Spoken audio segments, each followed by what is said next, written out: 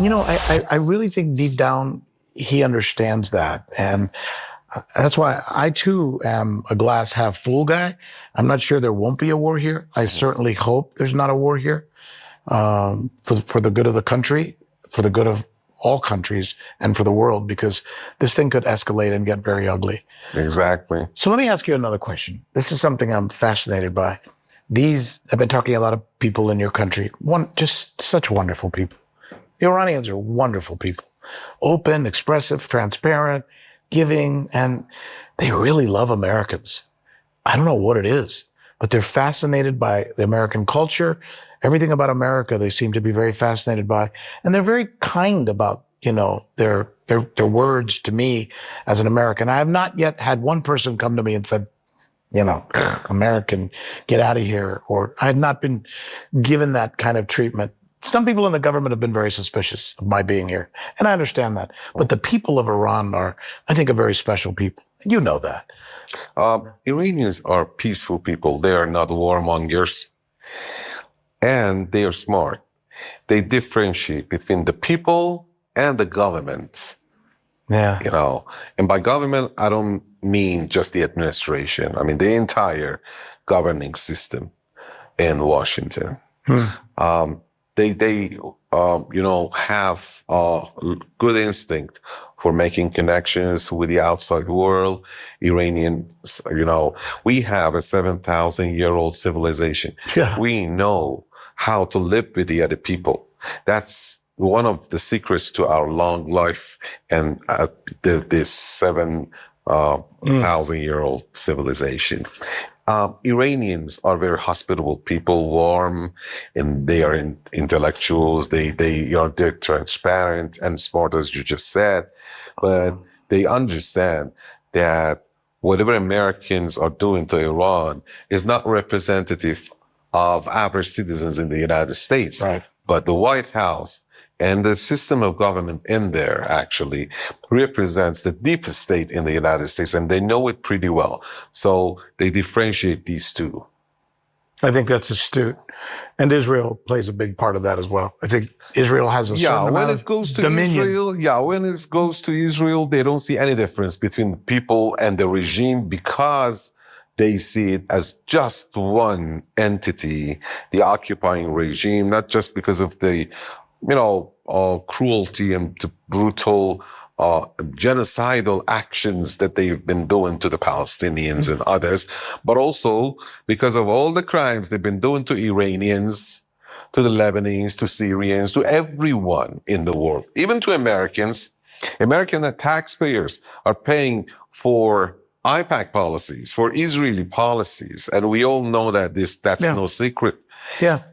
I think that's a fair criticism. I think we've learned that the Iraq war was fought at the behest of Israel. I think some of the actions in places like Syria and Libya, you could make the same argument. And I think there's a movement in America right now amongst people I know, like me, my friends who are in the business, Tucker Carlson, Candace Owens, Cenk Uygur, Judge Napolitano, a lot of these people, Daniel Davis, people I know, people I talk to, Larry Johnson, who are all coming forward now with a voice maybe more powerful than CNN's or Fox's or all those places where I worked before, who are saying, this is crazy. No matter what we do for Israel, they still want more. And why do we fight their wars? And why do we give them so many hundreds of billions of dollars? It's a legitimate, fair question to be asked. And for the first time in my lifetime, you can ask that question without being called an anti-Semite in the United States.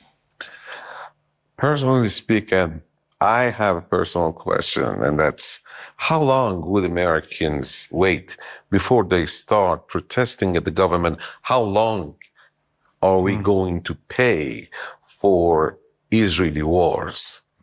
How long are we going to wait and see that Israel starts wars that we should end? Yeah. How long would it go? No, listen, it's a fair question. And I think, as I mentioned to you, there seems to be a movement right now in the United States.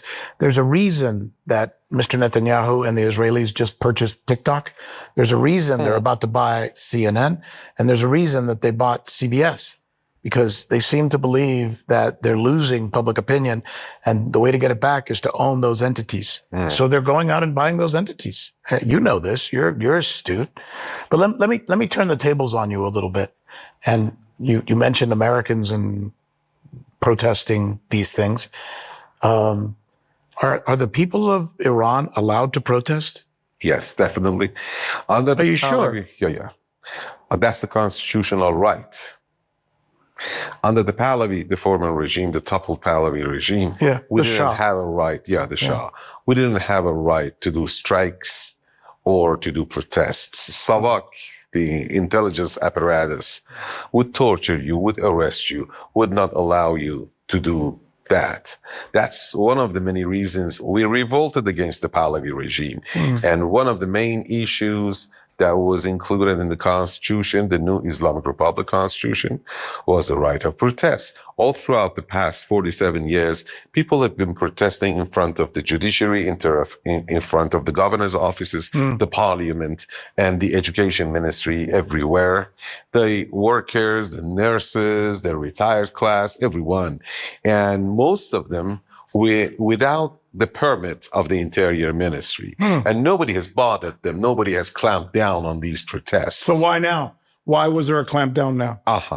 But there have been 5, 6, 7 times in recent history after the Islamic Revolution, especially in the last decade, that these things have happened. I mean, instead of protests, you see, it's no protest. First of all, it starts with a protest, but it immediately turns into rioting.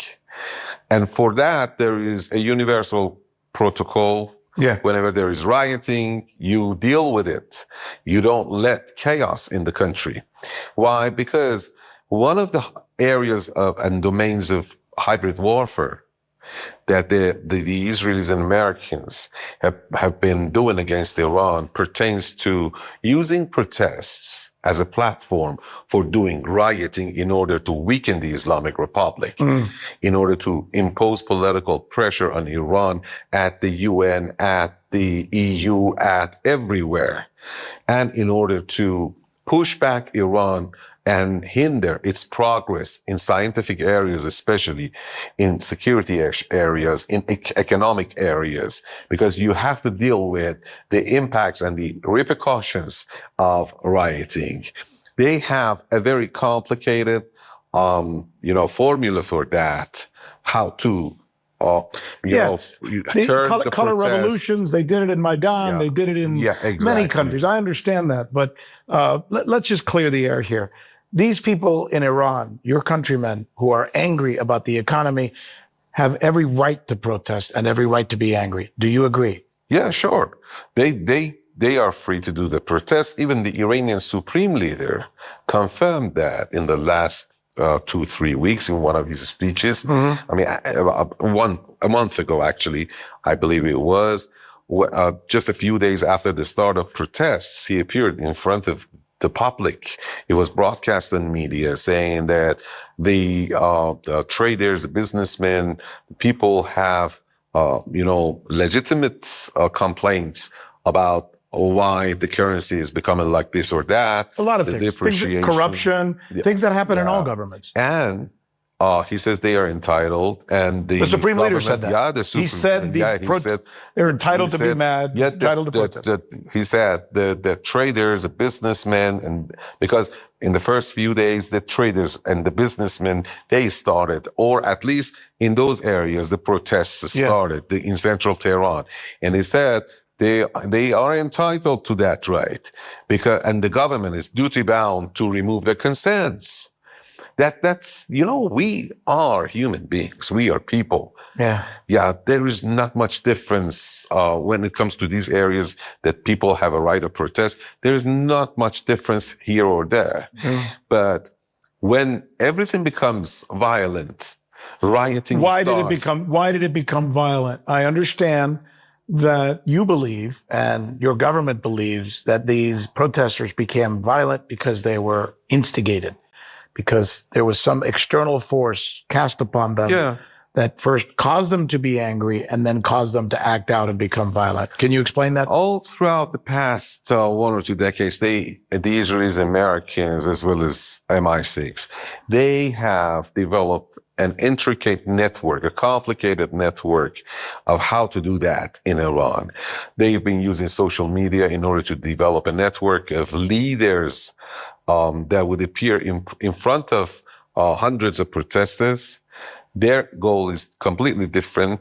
They channel the public into radicalism, into fire, setting, fire to Are these infiltrators? Or instigate means I get in your head and I make you angry and I cause you to do something stupid or violent. That's instigating. Infiltrate means somebody from the outside got into your country and was actually shooting or throwing the... Both ways. Both are true. First, these leaders, as I said, they channel the public towards police stations to attack them.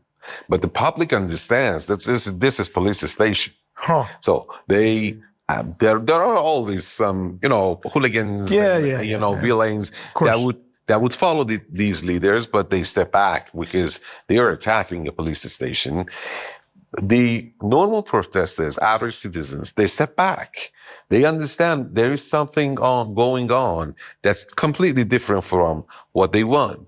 The mottos are radicalized and they want the topple of the Islamic Republic. They appeared in the streets, real protesters, for protesting economy. That's it. Yeah. But as soon as that network operates, they chant mottos that want toppling the Islamic Republic, setting fire, attacking police station. These people, these leaders, they are the ones that have been instigated into doing these things. Right. To pay back, they are paid back, actually, many of them. They've been trained through social media. But the second group are very trained terrorists that come from abroad. From the Eastern, They infiltrate. What does that say about your security? If you how do you not keep these people from getting into your country? Hundreds and thousands of them that have been trained from across the border from the East and the West. Iran is a very big country. They've been taken, but they've been, hindered and they've been banned, stopped at the borders. But it's not written on your forehead if you're a terrorist or not. Yeah. You can travel abroad freely and then they train you in there. They've been trained. Some of them from inside, some of them from, they are sworn enemies of the Islamic Republic. Let me tell you something. Even those that have been trained, they kill, they stab. Yeah. Right. I've done a report with a family who lost a loved one. No Iranian would do the things that they did in the last month rioting. We have had so many of security, law enforcement, police agents. You mean the dismembering, the burning of the bodies, all the stuff we saw? Chopped up by axe.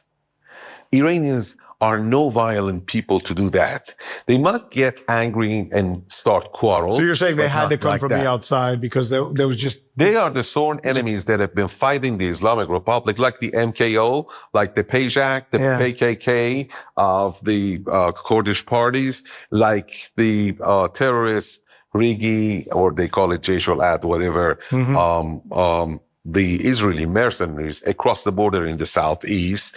And they are the ones that do these things. No sane human, not only no Iranian, but no sane Iranian, no sane human would chop up people, would burn the people, would do the things, the very vile things. Well, I take your point. And, according to the government's estimates, 800 police officials or police volunteers were killed. Yeah. That's a pretty big number. Total deaths in the protests, over 3,000. 3,117, I believe. That's the number right now that they're looking at. How do you move forward from this? How does the country move forward from this? And do you fear that there might be more protests? And at what point do you have to be careful about the reprisals just going over the top? I understand a lot of these terrorists were executed already? No. No. They're being jailed, waiting? Yeah, they've been detained and they're waiting trials. Okay. Yeah. So there have not been any mass executions. No. As some in the media have reported. They have not even been given trials. So they're still let awaiting. alone a second trial, because if you are convicted, sentenced to death, actually, you will be given a second chance by the Supreme Court. Yeah. It should, uphold the first verdict. So they have not been given even the first trial, let alone the second. That's good to know.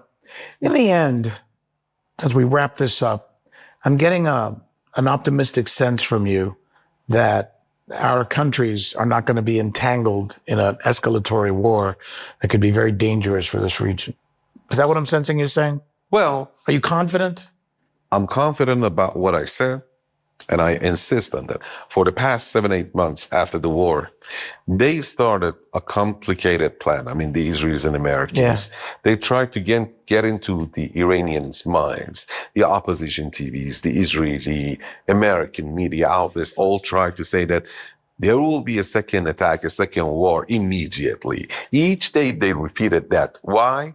The plan has been all throughout the past 1 year that Donald Trump has been in office. They've been trying to push the Iranians into disorder, into distress, into mental stress. Well, the Treasury Secretary, Mr. Besant, admitted that. Yeah. He went on TV recently and literally said, we have destroyed the currency in Iran. And as a result of our effort, look, the people are in the streets protesting. We caused that. He said that. Yeah, that's a scientific procedure when it happens. Your hippocamp here deals with analysis and learning. Your decisions are made in front of your head. Frontal lobe. Yeah. And thalamus does the deciphering of the data. Okay. Whatever deciphers. Where are you going with this? I'm telling you this.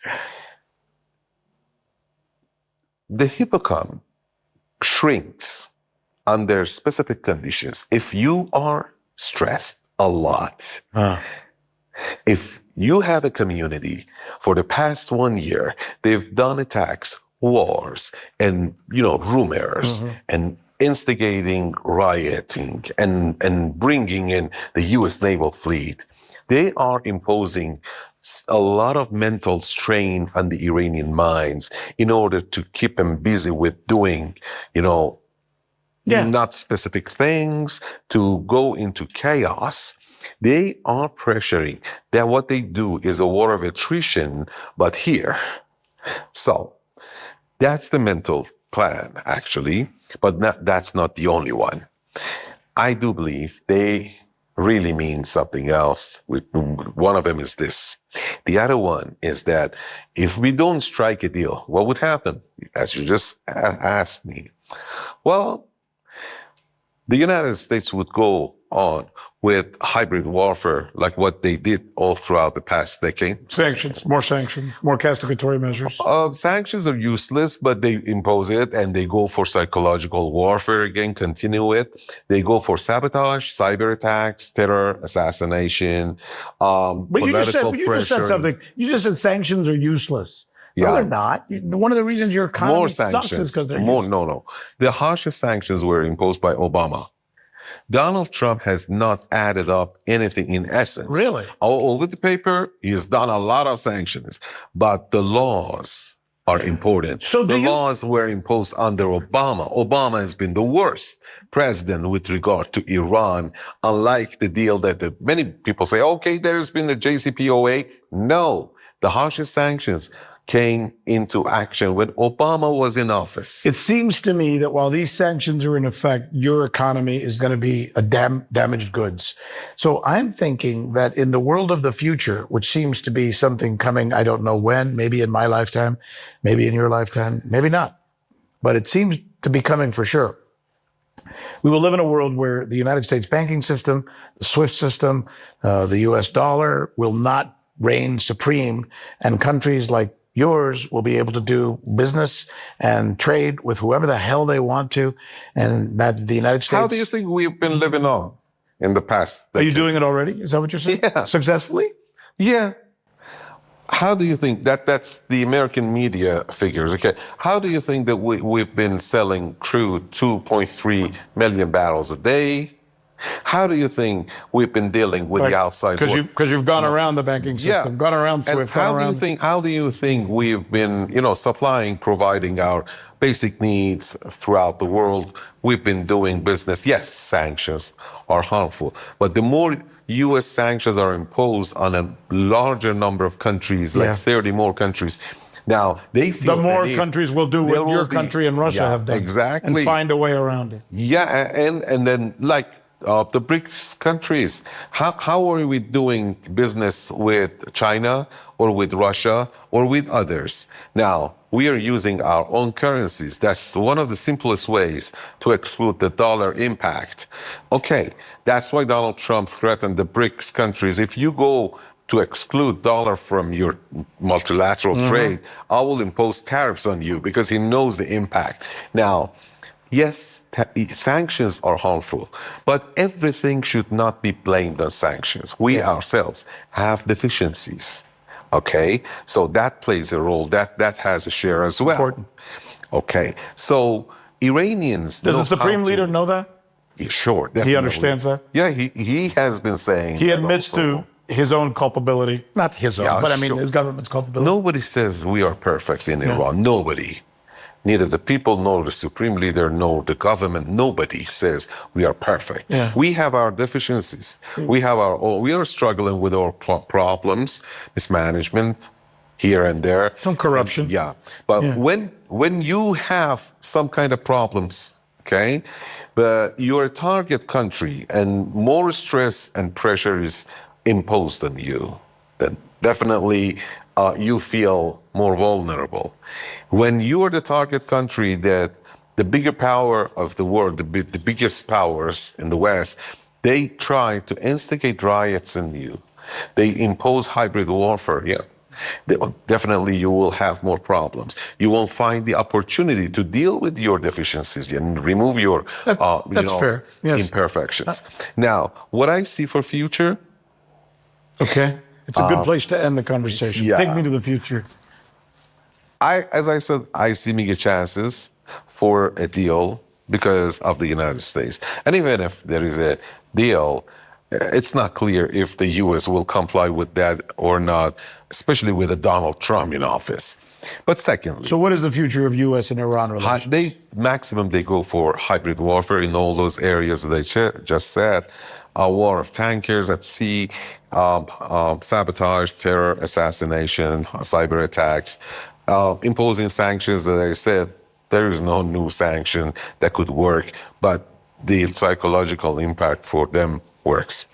And they would do political pressuring on the international scene. That would go on, but they would not earn anything. They will fail. That's my promise, to instigate riots again so soon, at least for foreseeable future. They may not be able to do that. And But they're still affecting you. I'm going around. I can't get good internet in your country. It sucks. It's horrible. And it's because of the protests. Yeah, because we So are the not U.S. back is to forcing you to hurt your own citizens with that policy. You know why? Because I just said, they have been training cells inside the country, the leaders that turn protests into rioting through the internet. In addition to that, I know. There is another problem. But still, you're telling me why you have to do it, and I'm telling you the fact that you have to do it only makes people more angry. Now, my currency is high, my economy sucks, and I can't even go on and use the internet to go on a date with my girlfriend. It will come back, There is a stage. There were 8 stages. 7 stages are done. 1 stage more is left, and that would be done in very soon. Why they don't do that? There is a bigger problem. As soon as they want to change and bring back everything to normal, we are faced with tens of thousands of cyber attacks. That's the problem. I understand. That's the hybrid warfare. I understand. Now, I understand. That's the reality. Let me complete what I see for future. Okay. They would go on for a couple of more months with that.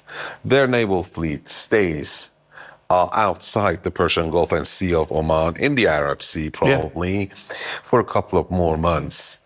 And then they would leave the region. As soon as they realized that Iran would not budge, they have already understood that. I believe the peak of tensions pertained to, the peak of tensions happened 2 weeks ago, 2 Wednesdays ago, to be very much specific, right? Now, I leave you with this question.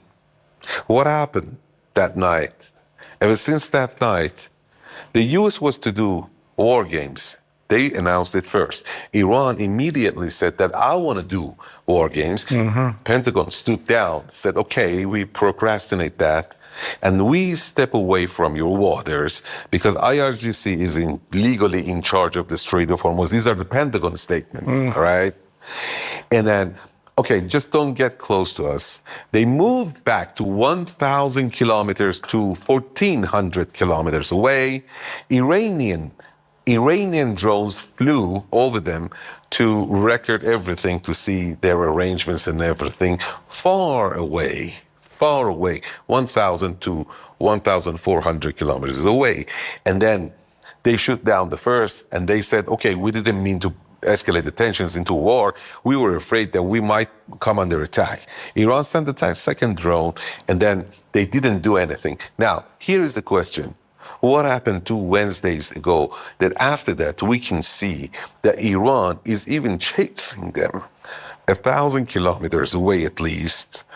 Why are they stepping back? What happened that night? Reality. Ask Washington officials, Pentagon officials, what did they do that night? And what was the response? How did they find the Iranian military forces? They will leave this region. This is our region. We have lots of allies in here. We know how to deal with problems. What if I'm wrong? If you're wrong, what if I'm wrong? Things are going to be ugly. Whatever I said will happen. The U.S. naval fleet, as soon as they start the attack, there will be, Iranian missiles will be raining down on them. I understand it. U.S. bases across the region will come under fire. I know the picture. You're absolutely right. I know what Iran is capable of doing. I know what my country's military is capable of doing. And I think it's an ugly scenario if these bombs start going back and forth. Yeah, definitely. And the entire region, this energy. And going back to where we started the conversation, I do not believe the President of the United States, Mr. Trump, wants to engage in that kind of war. They can do damage to Iran, of course. Yeah. But they will be damaged themselves. Exactly. Let me finish with this, okay, if I may. I believe Donald Trump is a narcissist, crazy person. Well, he has narcissist tendencies, that's for sure. But he's not stupid. Yeah. At least he cares for his image and for his ventures all across the region, even if he doesn't care for the U.S. military backup. And his ventures are in the place where you have missiles pointed at as we speak. Yeah. Okay. You make your point very well. Thank you. Thank you very much. No, you're a smart man. You really are. Thank you. And you understand, and that's the beauty of when I travel as a journalist to this part of the world, I sometimes find that people in countries like yours understand our politics as well, or sometimes better than we understand ourselves. Oh, thank you. And I wish I could say the same thing about my colleagues in the business where I worked at CNN and other places. They don't understand the politics or the realities or the geopolitical ideologies of many of the countries that they cover. They don't understand Ukraine, Russia. They don't understand the Persian mindset. They don't understand the Middle East. They just don't, and yet they cover it almost blindly. That's not a good thing, and it doesn't bode well for the future. So if you don't mind my sharing my commentary with you. Thank you. Doctor. I take it as a compliment first, and I think some American colleagues of yours they've been whitewashed. I mean, they're brainwashed. So was I. With the American media reports. They need to learn a foreign language. I don't know, Persian or Arabic or Spanish, whatever they want. Whatever, right. All right, Chinese, understand, Russian. Go outside. I don't know. Step outside yourself. Yeah, right? step outside and read some, the thoughts, learn the thoughts of other people. That's what we do in Iran. For all your faults as an Iranian, all my faults as an American, all Russia's faults for whatever it does, one of the greatest experiences I've gained as a journalist working for a Russian entity is understanding a viewpoint that I never would have understood. Never would have understood. And that is so important for me. As a reporter now, covering the geopolitical situation around the world, I am so much wiser than I ever was or could have been had I remained as a reporter at CNN or Fox or NBC or any of those places. And I identify that, which is why I'm able to have a smart conversation with someone like you. I don't think this conversation that I had with you, a guy at Fox or CNN or NBC could have. I'm sorry. They just, they would have to read 5 books the night before the interview. Just to be prepared to be able to tussle with you. And I think that's what we need more of. More people with a more global, more worldly mindset. Not that I'm smart by any stretch of the imagination, and I'm certainly highly imperfect, but I think we need more people to do the kinds of things that I have done and the kinds of things that you have done as well. So once again, thank you very much. I appreciate this go back and forth that we had, and I appreciate, and I really do hope, as a man of God myself, that this thing can be worked out and that people don't have to die needlessly. I hope so. I sincerely hope so. Thank you. God bless. Thank you very much.